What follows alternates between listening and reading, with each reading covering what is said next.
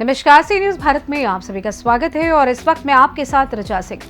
उत्तर प्रदेश के मुस्लिम बाहुल्य इलाकों में बंद पड़े मंदिरों का मिलना सिलसिला लगातार जारी है और ये सिलसिला एक नए इतिहास की शुरुआत कर रहा है। जी हाँ, महज एक हफ्ते में अलीगढ़, मुजफ्फरनगर और संभल जैसे प्रमुख शहरों में 4 मंदिरों का खुलासा हुआ है और इन मंदिरों में पूजा अर्चना का पुनर्निर्माण भी किया गया है।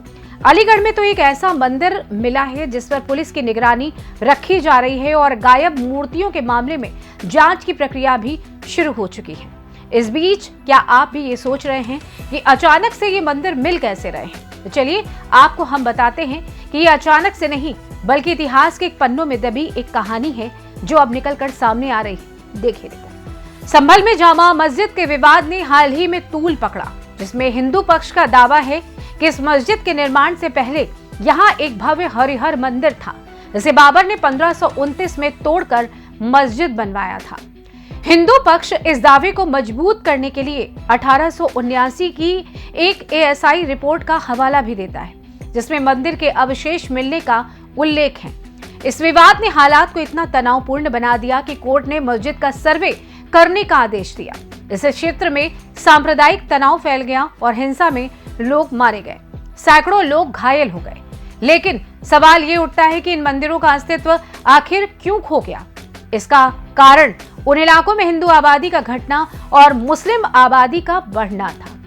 पहले इन शहरों में हिंदू समुदाय की बड़ी आबादी थी और मंदिरों का निर्माण हुआ था, लेकिन समय के साथ साथ मुस्लिम आबादी के बढ़ने से इन मंदिरों में पूजा अर्चना बंद हो गई। मंदिरों की उपेक्षा के कारण वे खंडहर में तब्दील हो गए। संभल, मुजफ्फरनगर और अलीगढ़ जैसे शहरों का इतिहास भी बेहद दिलचस्प है।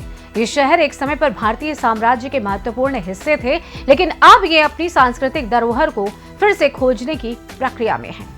संभल, ये शहर एक प्राचीन स्थल है जिसका सामरिक महत्व मुस्लिम शासन के दौरान बहुत बढ़ा था।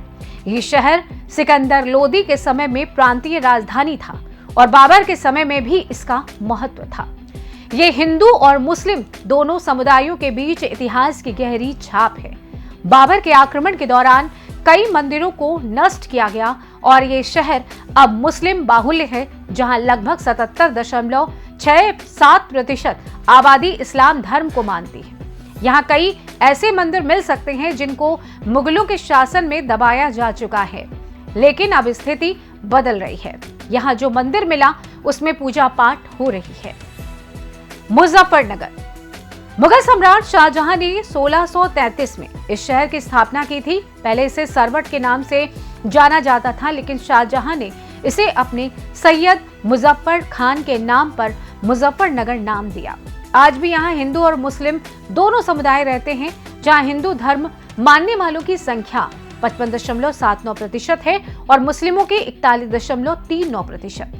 मुजफ्फरनगर का इतिहास भी धार्मिक धरोहर से जुड़ा हुआ है और यहाँ के खंडहर मंदिर अब पुनः जागृत हो रहे हैं। जैसे मुजफ्फरनगर जिले के लद्दावाला मोहल्ले में एक शिव मंदिर खंडहर हो गया था। साल 1992 में बाबरी मस्जिद विवाद और उसके बाद के सांप्रदायिक दंगों के कारण हिंदू यहाँ से पलायन कर गए। तब हिंदू पक्ष मंदिर में स्थापित शिवलिंग और अन्य देवी देवताओं की मूर्तियां भी साथ ले गए। फिलहाल इस इलाके में मुस्लिम आबादी है और मंदिर की देखभाल नहीं हो पाती है। ये मंदिर भी उस लिस्ट में है जिसका जीर्णोद्धार किया जाना है। अलीगढ़, ये शहर मुगल साम्राज्य के समय में एक महत्वपूर्ण केंद्र था। अकबर के शासनकाल में ये क्षेत्र विशेष रूप से ऐतिहासिक था।